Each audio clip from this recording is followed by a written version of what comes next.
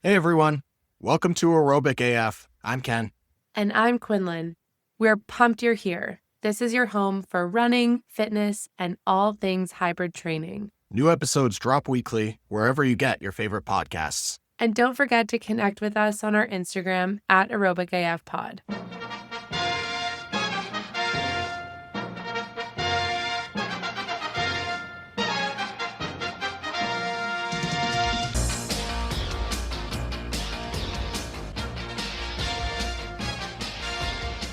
So, Q, I got some pretty big news this week in the context of, just working in fitness is something I've been thinking about for a long time. And I'm actually going to be moving into starting to coach at our gym, which is a very exciting kind of, I guess, career progression or just start of something new. That's very exciting. It's really giving you the horse energy, if I ever heard it. And yeah, super exciting. Very happy for you. I think it's a really good fit as well, and something that is going to bring a lot of value and joy into your life ultimately, which is kind of the point of this whole life thing. That's right. It's definitely a space that I've always felt comfortable in, and I think it makes sense to make this progression at this time. Obviously, we spend a lot of time in the space. A lot of time in the space. We kind of end up also in our own right, kind of doing our own coaching kind of during the classes and stuff by helping people with the movements. So it just feels correct to be making this move at this time.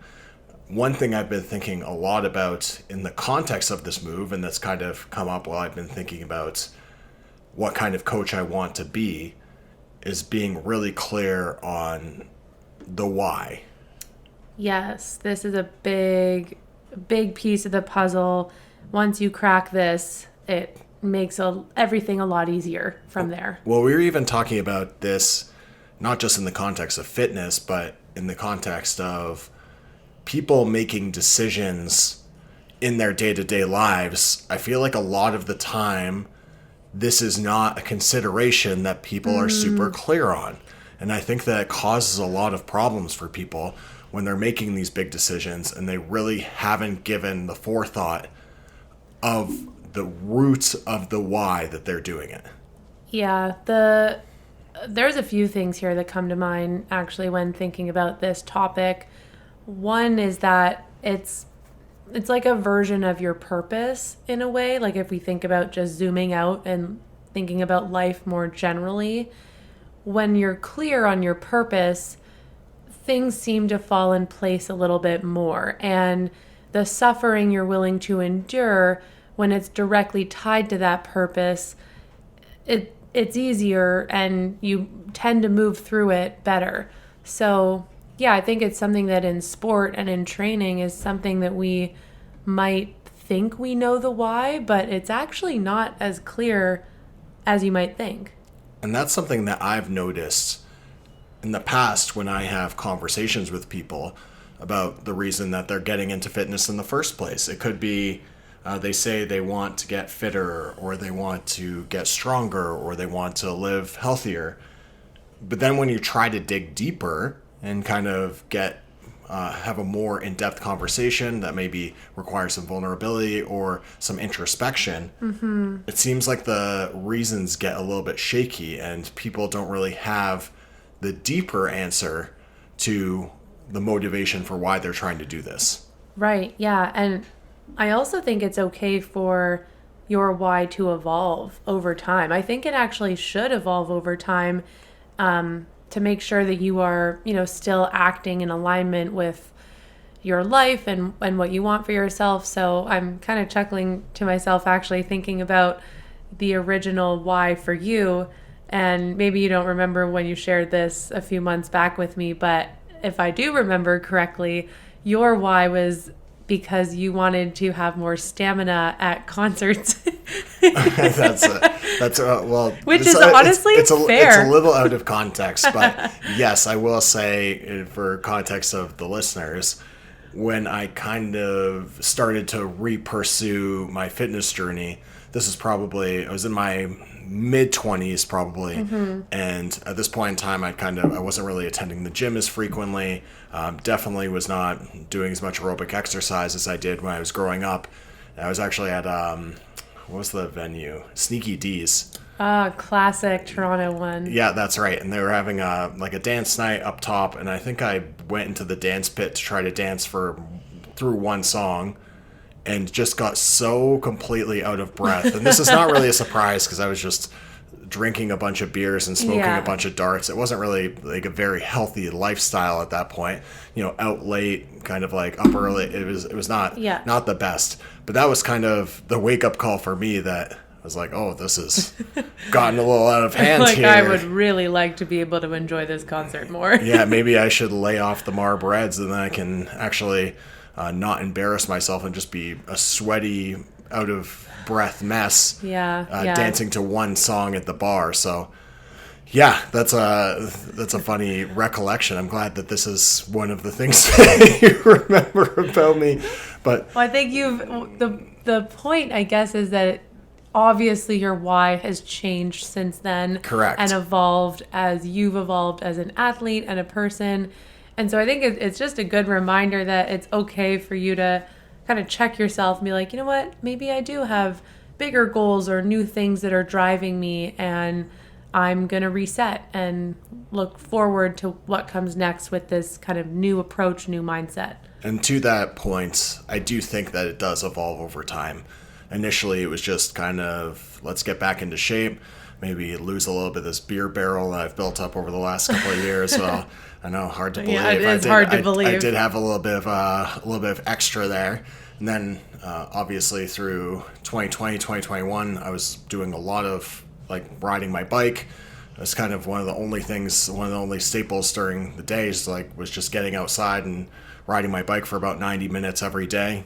It was just great starting. I mean, exactly. It passed a starting point, because that's a lot more than I think people can even fathom that are thinking of getting into fitness in that way. So that's awesome. But that was actually the why, was just to keep my body moving, because at that point everything was shut down, and it was a little bit, 2020, we don't need to get into the details. The year everyone bought a bike. Yeah, exactly. Some people bought a Peloton, but me. Yeah, that was kind of the vibe there. It was just, I need to keep moving, so I was doing that, and then eventually, obviously, now I've transitioned into competing in endurance sports, and a lot of the why revolves around wanting to be the best version I can be. We'll get into a little bit of more details about that later, maybe what our whys are now and how we came to those conclusions. But yeah, it's definitely, I'd say, very clearly evolved over time for me. Yeah, that's awesome. Awesome introspection too. I've been thinking a lot about how my why has evolved over time as well, and something you just said is one of the whys for me personally, is that I do feel like I'm the best version of myself when I'm consistently training or running. And so that was always a big intrinsic driver for me, in addition to the fact that I just straight up wanted to get faster and be really good at something. Running at the time was that for me. When I tore my ACL, the why completely shifted, but it came back to that original why, because I wanted to get to a place where I would never lose the ability to train and run again. So I look at it more as longevity now, where every action I take, everything I do ties back to, is this going to be good for me long term? But something I'm struggling with that, why, is that it's almost at odds with high level performance, because you do need to be putting in a significant amount of work and volume to be performing at these levels.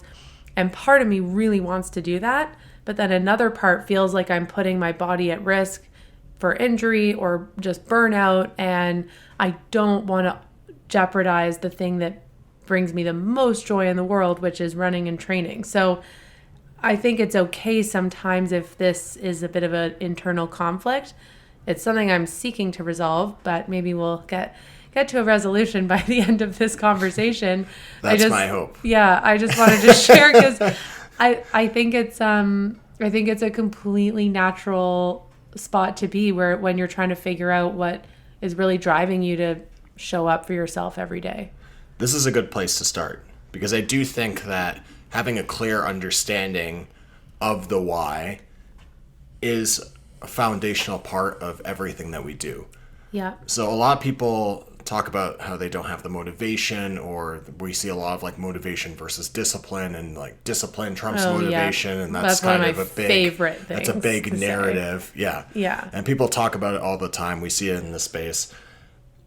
And it makes sense. Like the motivation feelings, they come, they go.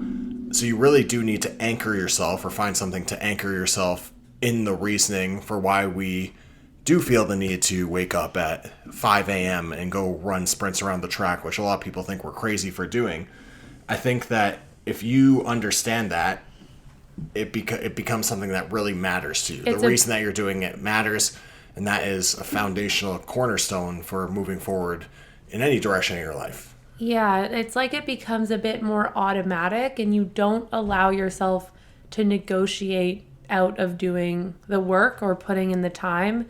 I think your why ultimately keeps you just more resilient in sport and in life, because it's not all ups. There's definitely a lot of downs. I mean, even this morning it was pouring rain, and I actually think we ended up making a good decision. But let's say we were in the middle of a big marathon block, rain or shine, like you kind of need to put in the miles, especially if it's a big run day. So that's something that if your why is very clear, it makes running in the rain or, inclement weather a bit easier. For us this week, we opted for this to be like an active recovery, kind of lighter movement day. I'm obviously tapering, so my why right now is to, make sure my body is rested and recovered for a larger effort in a couple of days. And for you, you've had a couple of big days back to back, so that's perfectly fine. But I often think about this when it's not, blue skies and sunny days, like how are you going to show up for yourself? So yeah, it's big. I think if anyone listening is, if you're thinking to yourself, oh my God, I don't have a good why, I don't really know why I'm doing this. And I think it's a good opportunity to just really look inward and, jot things down, go on a walk, kind of just think about it, reflect.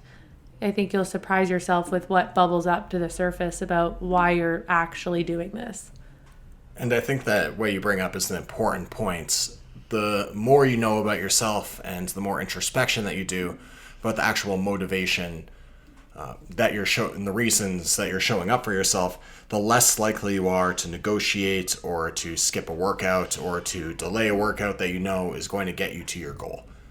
Yeah. Whereas if you have the strong one, then it's like basically you're going to show up even if it's not going to look perfect all the time.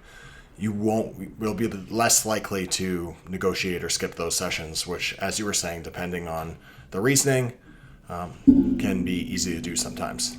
Yeah, totally. And it comes back to what we talk about all the time, but being able to be consistent, like that's your superpower. So important. Yeah, that's really what's going to move the needle season over season, year over year.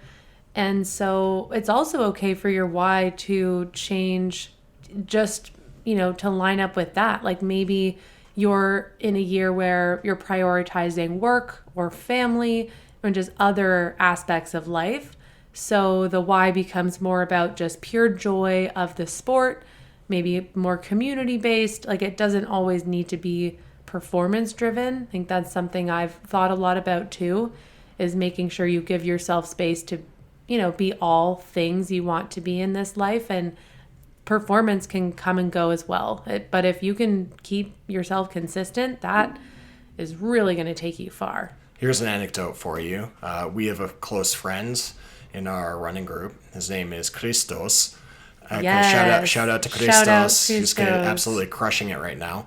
Christos and his wife Sarah just had a beautiful baby boy. Oh, yeah. Baby A Alexandro. couple months ago. Yeah. So he's been really on this, crushing this fitness journey right now, because he basically had this kid and said, I want to be in great shape and be the best dad I can be and be available Oh my God, I for love this. like my son.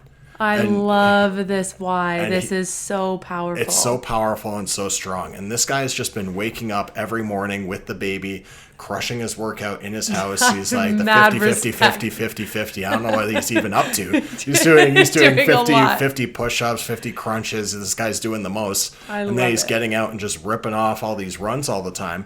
And the reason that he's able to do this is because he's been very clear on the reason why he's doing that. And he's Totally. totally just flipped the switch. It's honestly super impressive to watch. That's inspiring. I think He's actually known as PB Christos in our group because it seems like every time he goes out for a run, he gets a sets a PB. personal best. we love to see it. This is awesome. This makes I don't know, I feel very warm and happy inside hearing that type of like clarity and purpose, and that's a way that you really leaning on your external kind of circumstances or life to help drive you to be the best version of yourself, because that's just going to allow you to pour into the cup of other people in your life. I mean, having a new child is a perfect reason, I think, to want to show up as you're their role model. You're the person that they're gonna be looking up to you. Ultimately, Yeah, they're picking up on literally everything you do, whether you notice it or not. And I think that you touched on an important point here. A big part of the issue is not that people lack the discipline to make the critical changes. It's that they just lack the clarity. So if something actually matters deeply to someone, then the behavioral changes and the changes to the way you're living your life, the changes to your habits, they will follow if it matters enough. So it's not that they lack the discipline, it's just that they lack the clarity. Yeah. And that's step one, is getting clear on your why. Yeah, you really need to figure out what matters to you most, and maybe what you thought mattered to you most. If you're finding that that's not allowing you to, complete workouts or show up every day, maybe you have to revisit what that is. And it could just be, I don't know, misplaced. Like it's not right. And that's actually something I kind of came to terms with in the last few months. Was I was on a huge kick last year with running personal bests and, going to all these different races. Huge heater. And so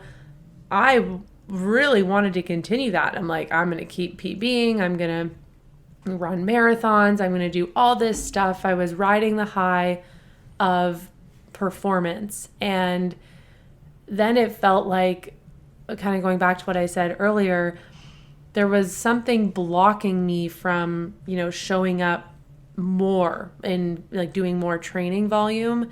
And I think it comes a little bit back to just my fear of getting hurt or burning out, because I experienced what that felt like for like 2 years to not be able to do it. So anything that threatens my ability to show up and actually just work out is like a huge siren in my head going like, nope, we do not want to do that. But I was like, why am I unable to do like a 25-kilometer run versus an 18-kilometer run? I'm like, what is the blocker here? So now that I feel a little bit more clear that I still put longevity and like injury-free life ahead of maybe some performance gains, it's helping me show up a bit better week over week. Something I'm still grappling with, as I talked about, but sometimes you just have to really be honest with yourself here.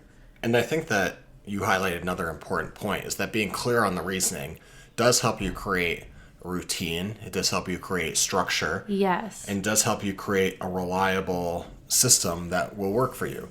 And in your case, we've talked about this a lot off the air, is like looking at longevity of training. We've talked openly about how we want to be continuing to compete like not just through our 30s and our 40s, but even beyond that. 50s. Yeah, exactly. And we have people that go to our gym, since we're just going to go down the line and just shouting out everybody. It's like, shout out to Barb, one of the legends of One Huge Academy, icon. was just doing the Moab Ultra. I think it's like out in Nevada or this something. This is a it's crazy like a 3 race. or 4 day like outdoor race through the desert. And I think she podiumed almost every single, very impressive, every single segment, which is insane. And we see her at the track every Tuesday morning, 6 a.m. Damn right. She's like the most consistent, one of the most consistent people at the gym. And she's like also comes from a triathlon background. I know that she competes in a lot of them in the Niagara region, but just the longevity of training and her ability as an athlete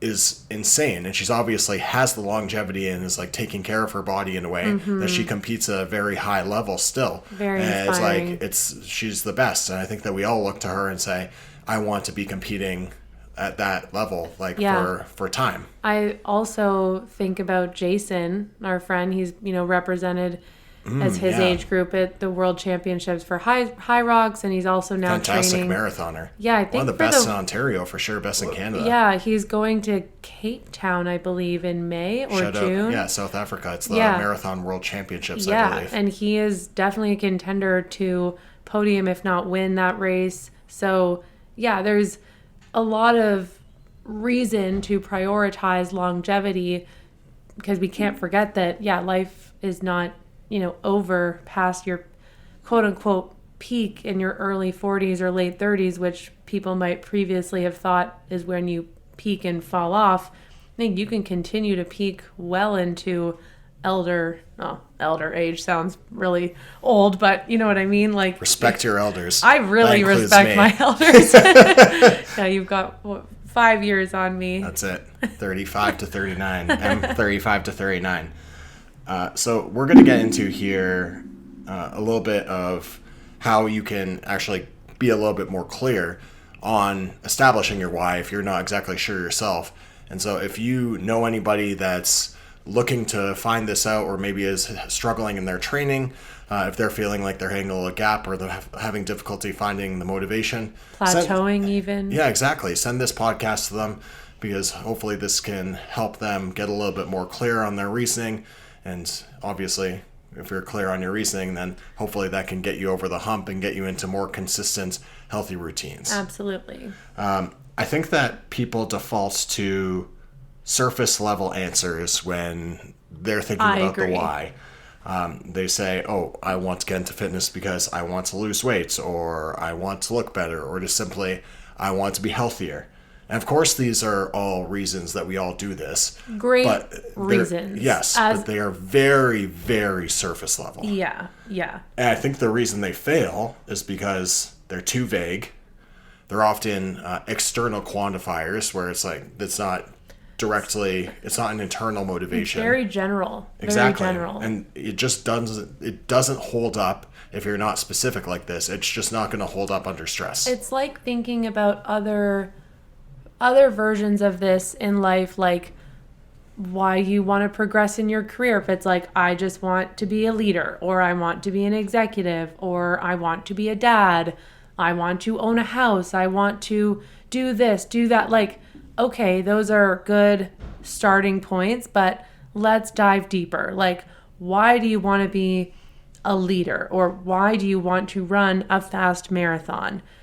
And in some ways that just prompts you, as you said, to like look a bit more deeper and figure out what's actually driving that goal by itself. Like, I want to lose weight. Is it because you want to, fit into a certain outfit on a special day, or you want to feel more comfortable socially, or like, what are the kind of underlying things that you can really lean on versus, actually, I think as I say this out loud, all of those examples, the surface level examples we just gave, are outcome based.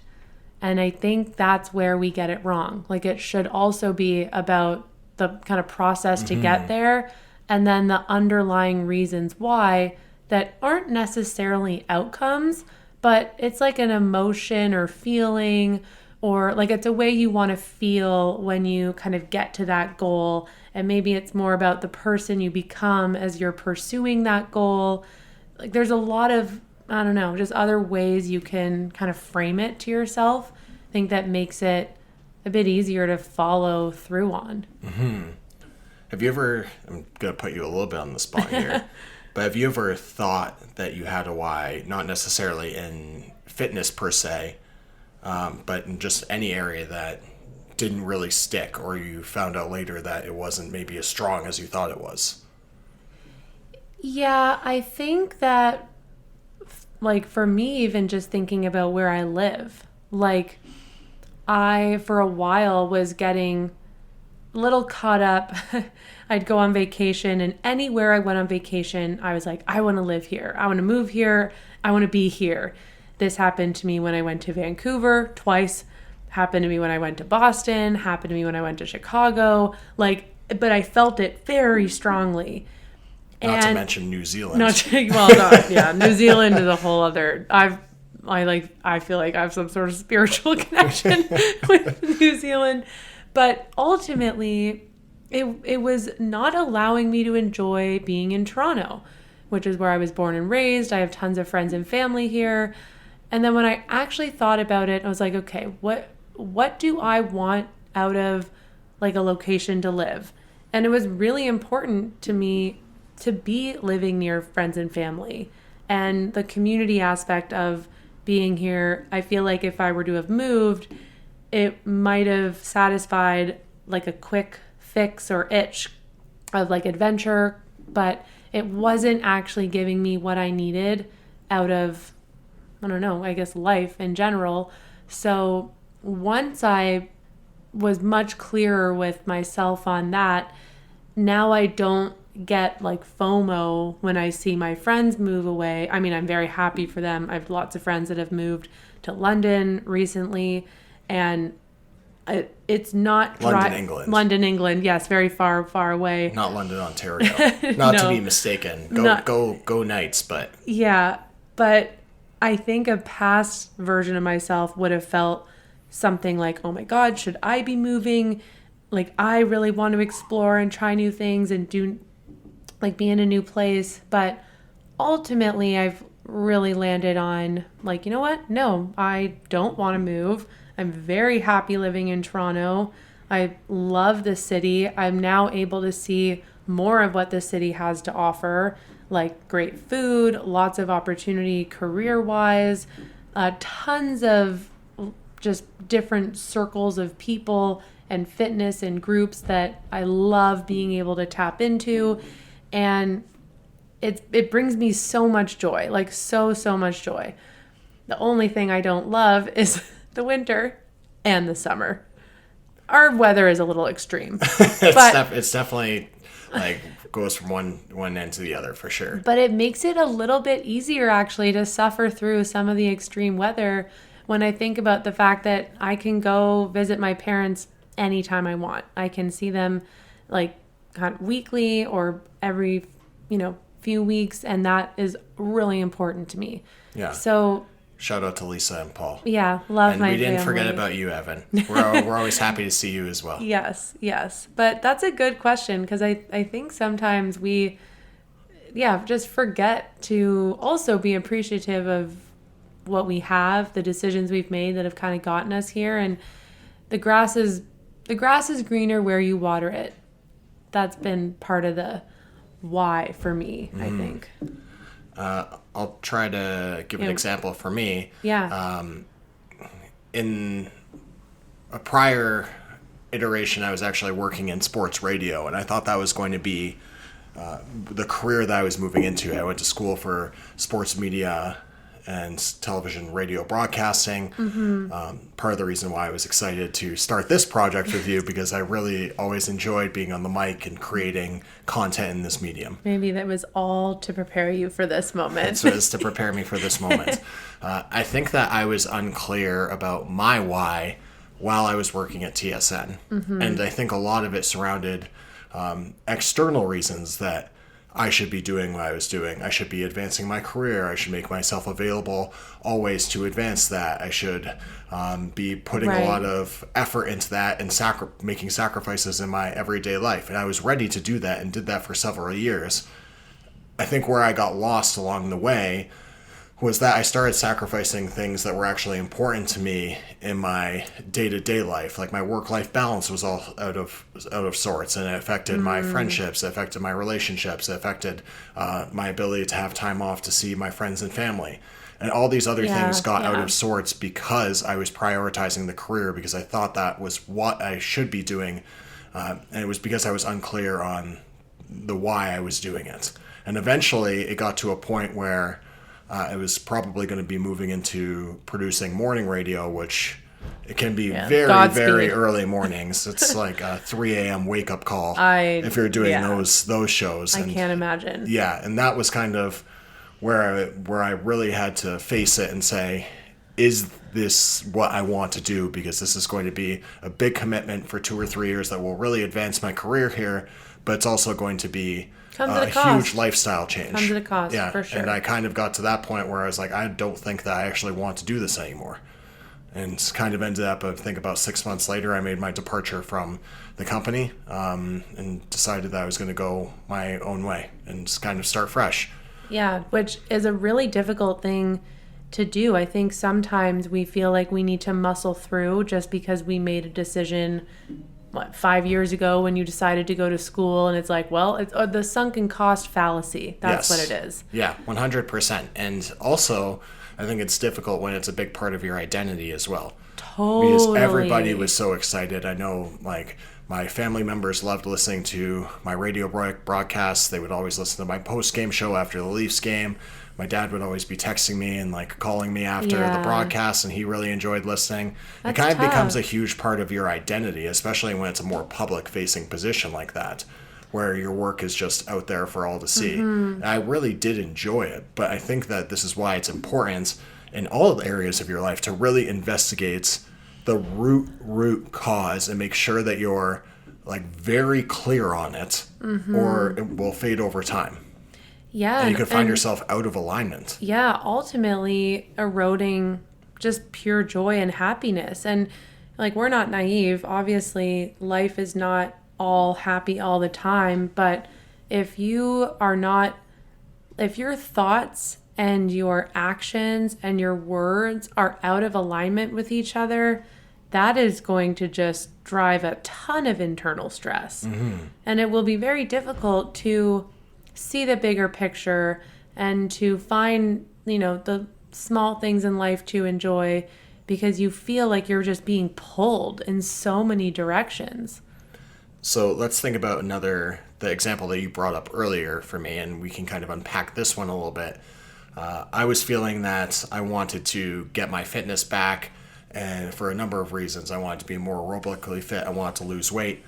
Ultimately, though, when you look under all of that, it's like what I was really feeling was not really that confident in myself. I was feeling a little bit uncomfortable because of like my level of fitness, or maybe that I was like letting it go a little bit from the level of fitness that I'd always maintained. I really just was not feeling overall like myself. Like that was not that lifestyle of being out and being up super late and, although fun, was very fun, was not in alignment with who I was as an individual anymore at that point. Right. And that was kind of the wake up moment where you're like, okay, like this is uncomfortable, and it should be, by the way.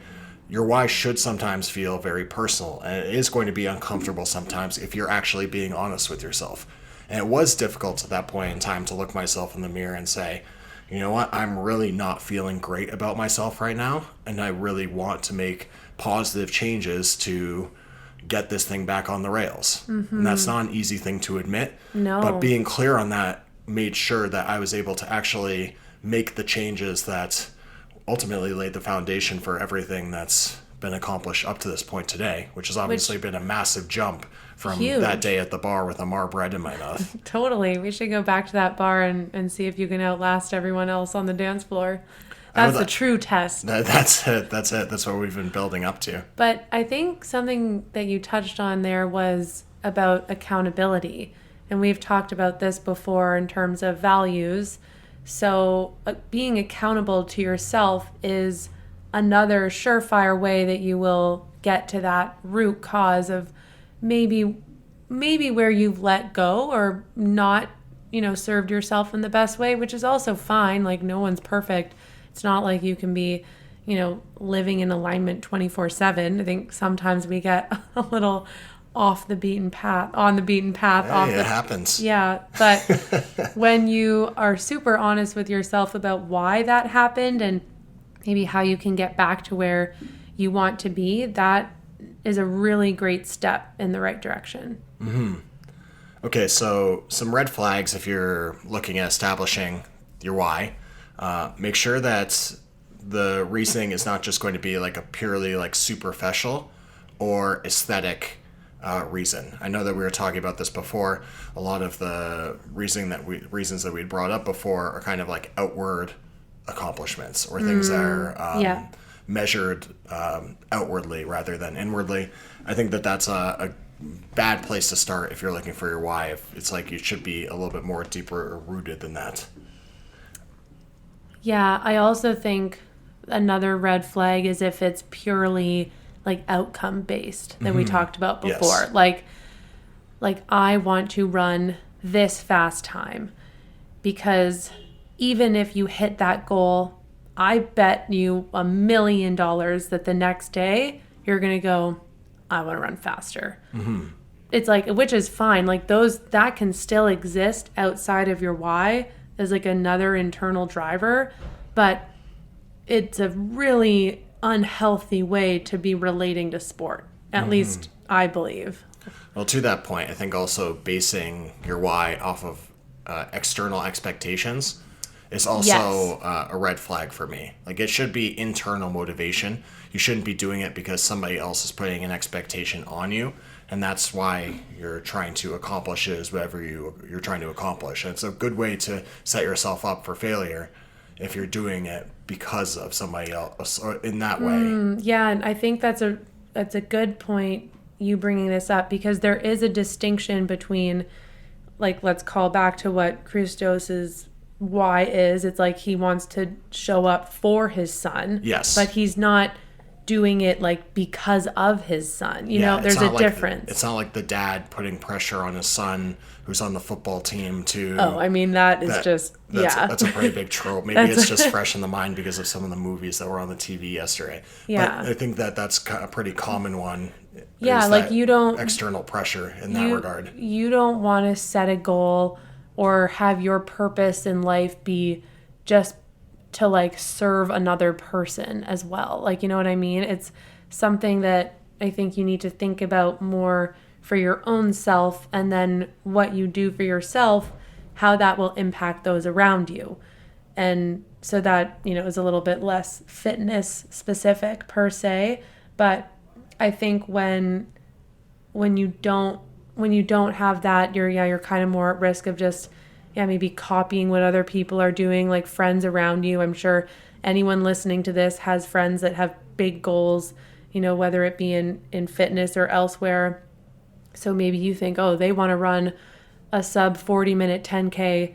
I should want to run a sub 40-minute 10K, right? Like, that is not necessarily the best why for yourself, though it can be motivating at track practice. I think, reeling it back to why you're showing up. And just to be clear as well, it's like this problem shows up in almost every area of your life. It can be in a career. It's like, I want a better job. It's like, well, better ask why, because if you don't have the clarity, you're going to end up just job hunting, hopping. You're going to end up feeling just burnt out. Maybe in a career stuck. That you're not happy in. Exactly. It can be in relationships. If you're dating or staying in a relationship without the clarity about why you're doing it. If you're in an identity crisis, if you don't have the why, it's like you just end up chasing trends. You just end up copying things that you see. Mm-hmm. It's just prevalent in every area of your life. It really is, yeah. So not even just fitness, but I think that also, like, just to kind of tie this one off, it feels like always your why will evolve. And I think that that's also, like, it should change as you grow. Yes. And something we talked about too is that it doesn't mean you've failed if your why changes. I think it's normal and natural, and it actually just means you're kind of outgrowing an old version of you. And that's a really positive thing. So not looking at like as failure, because I definitely know there's a ton of people out there who want to continue to progress year over year, but maybe progress looks different year over year, and it doesn't necessarily mean you're going to, run a personal best every single year, but that's okay. And it doesn't mean you failed. It just means that you are human. And I think, like, for example, in just the context of some of the examples that I've brought up today, Yeah. it's kind of like maybe what it started off, like if you look at like my why in particular about like getting into fitness, maybe it started out as like more aesthetic reasons.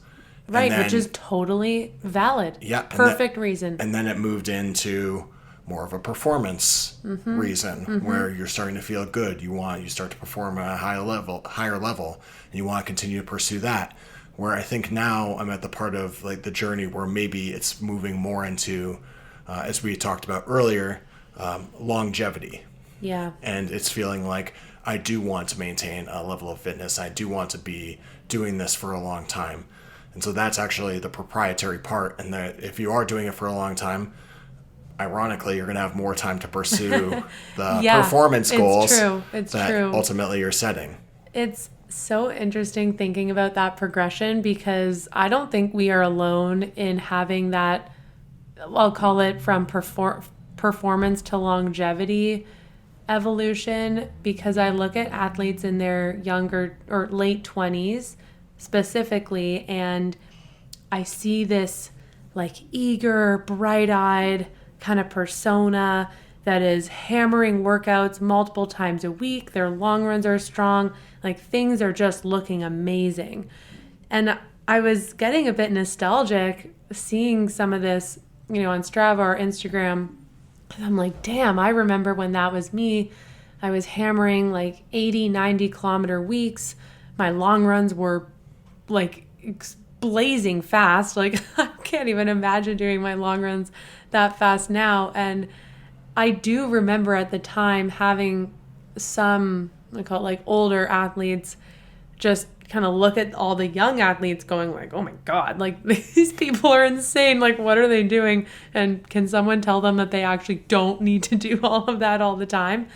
So it's, it feels like it's a natural place to kind of carry on into. And I feel very free actually with that kind of lifted burden, because it doesn't mean the performance goals aren't there. It just, the deeper why is different, and I'm happy that it's going to protect me to keep doing this forever, basically. So if you're listening to this and you're having difficulty figuring this out for yourself, it's pretty simple. Just when you break it down, you really want to get to the root of why does this actually matter to me? And then you actually want to go a couple layers deeper than just the surface level answer. Yeah. So why do I want to lose weight? Why do I want to get fitter? Why do I want to? And you kind of continue to break it down one step by one step by one step. And the further down you can get into the layers, the more of a clear understanding you're going to have. And once you figure that out, write it down. And you can kind of revisit it whenever you're feeling that you're losing it a little bit. And you can really understand, I'm someone who trains because of this. And by understanding that and by being able to clearly answer the second half of that question, you're going to be in a great position to succeed. And then once you know your why, I would suggest writing it on your arm or on your wrist on your race day. Like really ground yourself in it and see how that, transpires for you. But I think it's a really powerful thing to do. I've started doing it. I've actually started making friendship bracelets, which has been helpful for me to, kind of put that on there. But I think it really forces you to, boil it down to like, what's getting me out of bed every day. And when you're clear on your why, your actions get simpler. We love simple. I know. The motivation won't always be there, but that always will. Yeah. Yeah. Got anything else to add? No, but I actually think I'm going to do this exercise for all areas of my life. Like, I think that was kind of a good prompter of, like, it's not just about fitness, which I do think consumes a lot of my thoughts and reflection. But yeah, like, why are we doing any of it? Well, that's actually how this discussion came up, as we were just talking about the motivations and just different areas of people's lives. And like, I was just lamenting that I think a lot of people are really unclear about the reasons that they just do things in their day-to-day life. And they would be a lot happier if they just did the introspection to investigate their actual motivations behind things. And that's without even bringing up the gym thing, although it ties perfectly into fitness. I think also giving yourself permission to not just follow suit with those around you, because you can very easily get caught up in maybe what your parents did or what your best friend is doing and lose sight of what is actually important to you, because we're all unique individuals that have different needs. And I think that's where we best shine as a collective, is when everyone's, kind of doing their thing. And it doesn't make you a bad person or failed person if your goals and, things in life look different. It's just authentic. So if you have a friend or a family member, anyone who's having difficulty finding that internal motivation, share this episode with them. And feel free to reach out to us on Instagram at aerobicafpod. We would love to hear what your why is and like kind of how you came to that conclusion yourself. Yeah. In the meantime, stay aerobic AF.